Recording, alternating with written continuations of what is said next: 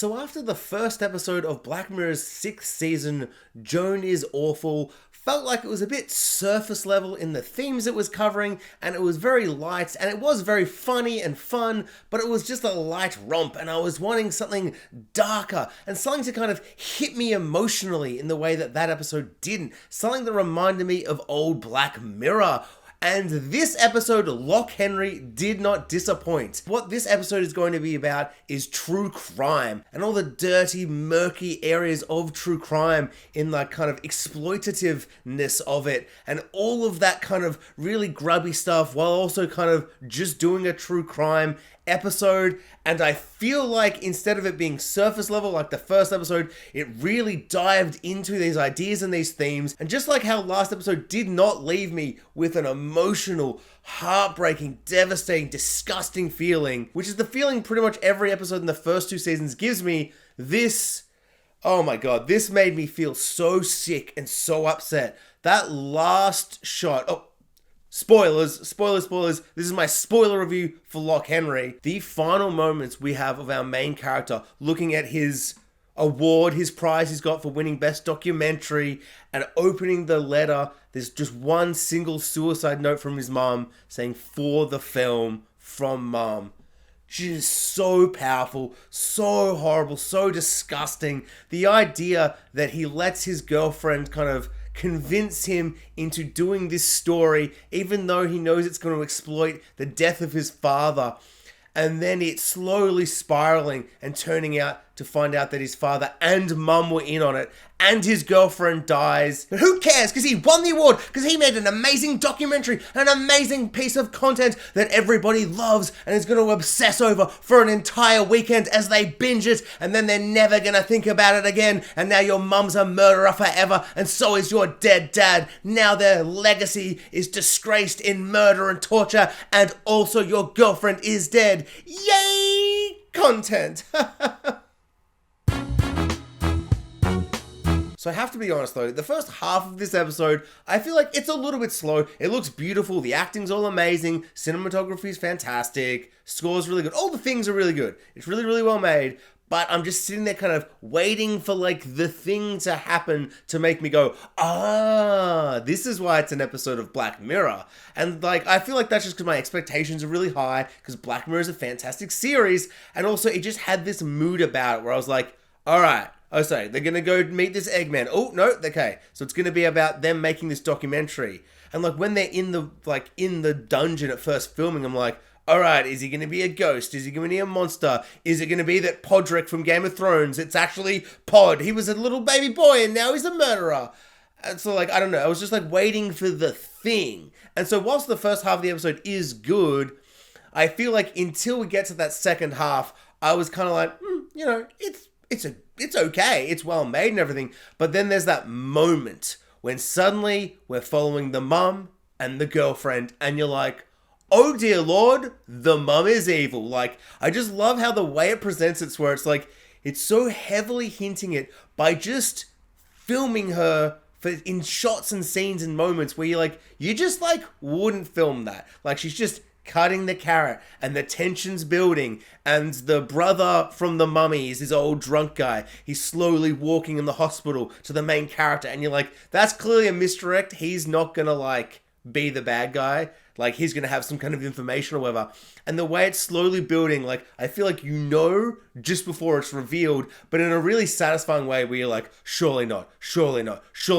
And then the moment that the tape plays over and you realize those old tapes that she had have the horrific torture and murders and all that stuff after the tapes, and she's just been having them sitting there as trophies, just open and ready for anyone to see, and at any time if they come to her house, and it's just so open, and it's so cold and shocking, and it's a moment where I'm like, well, on one hand, this episode needed this, it needed something to happen, but it also happens in such a disgusting, horrible kind of way, and it's so awful and disgusting, and we don't see any kind of super gory stuff, but I feel like just the implication is really, really upsetting. It's a really, really effective and chilling twist that is kind of obvious, I guess, if you think about it. Just when they go through and they play the documentary and it was pretty much like every line the mum said in the episode is like, oh, your father never had all this stuff. And he's like, yeah, well, he wasn't broadcasting it. And she's like,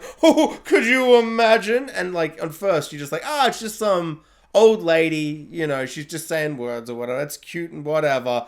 But it's so sinister and upsetting. Like, every single thing she says essentially is just horrible and gross and awful. And it's such a good kind of, I don't know, realization. Like, it's like, all this slow stuff that kind of felt like it was nothing was all huge, massive hints. For the whole first half, I'm thinking, all right, so we're doing true crime, but what are you going to, say about true crime? Because at one point, there's, a montage, and they're like, we're just editing and having fun. And I'm like, this is fun, and it looks nice and stuff, but I feel like you're not, saying anything, Black Mirror. Like, what are we here to do? And to have this episode have so much tragedy for this character, and then for him to win, it just, I don't know, those last 5 minutes I feel like make up for any kind of issues of pace and slowness and just kind of not meandering. It's all building to this moment, and I found it so satisfying, and I really enjoyed that it was kind of quite quick and breezy at the end. The last 15 minutes you could probably stretch out and make this a feature-length 2-hour movie, but it doesn't need it. We're building and you're not sure where it's going, and then suddenly when the moment happens and it's revealed it's his mum, it just goes and goes and goes, and then we end with him looking at the trophy, looking at the note from his mum, and he's just sitting alone.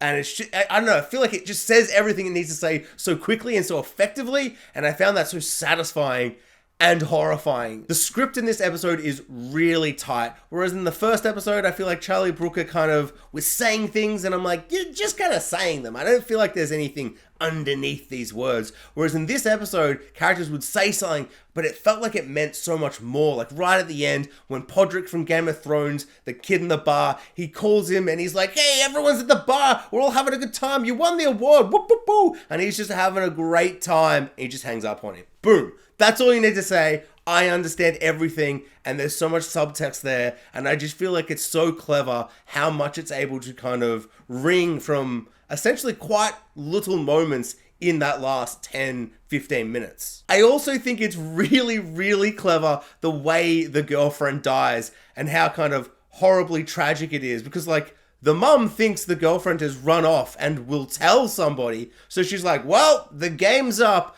I better kill myself and reveal. Whereas if she'd just gone home and sat there and gone, we'll see how this plays out. And if it's bad, I'll do something and I'll get out of this and I'll kill myself if that's what she wants to do and not get, punished for it or be alive for the consequences or any of that stuff. But it's it's just, I don't know, it's so oddly tragic. Even though she's an absolute monster, it's still really horribly tragic for our main character because, in a way, if he had just come back from the hospital, yes, that guy at the hospital was like, I reckon it's your mum. He never says it, but presumably that's what he was going to say. But still, he could get home and his mum would be like, what are you talking about? And she'd be like, I don't know, your girlfriend just went for a walk. Did she not come back? And it's such a clever kind of, and horribly tragic kind of ironic twist on the fact that his mum was able to get away with all these murders, or his mum and his dad were able to get away with all these murders because of where they live, and people go walking or canoeing or whatever and get lost, slip and trip and fall in a river or fall down a mountain cliff or whatever. And that's how his girlfriend dies. And it's just it's all so messy but so perfectly tied together. I don't know, I just feel like it's so, the script is so tight. It feels like it all fitted together perfectly at the end, where I'm not a single line of dialogue here was wasted. Because as she's running through, the girlfriend's running away, and the mum is just I will not hurt you. I immediately was she isn't going to hurt her. She's going to die running in the woods. And then a second later it happens, and you're oh, it's so well written. It's so well crafted. This is so horrible. And just, each step leading. Yeah, I just found it fantastic. The performances were amazing. The script is amazing. It's haunting. It's terrifying. It says everything it needs to say about how horribly gross and awful these not Netflix, Streamberry documentaries on true crime and how everyone watches them and obsesses over them And you kind of, because it's a show, are like really fascinated. She's like, oh, it's a real true crime thing. But you never really think about like the people being actual people who could also just turn on Streamberry and see their lives played out as a TV show. And I feel like this did a really, really effective job of having someone tell a story and then it just kind of completely falls apart. Or, you know, in one way, it excels and becomes this amazing, insanely compelling and insane, amazing story for a documentary. And so, of course, it wins and succeeds all these awards and all the things that it does, but it completely ruins his life in every way. And just the way they were able to craft this story, I found it spectacular. A Black Mirror episode is at its best when I am left feeling disgusted, awful, sick to my stomach, and yet incredibly satisfied at the writing and the craft of the episode.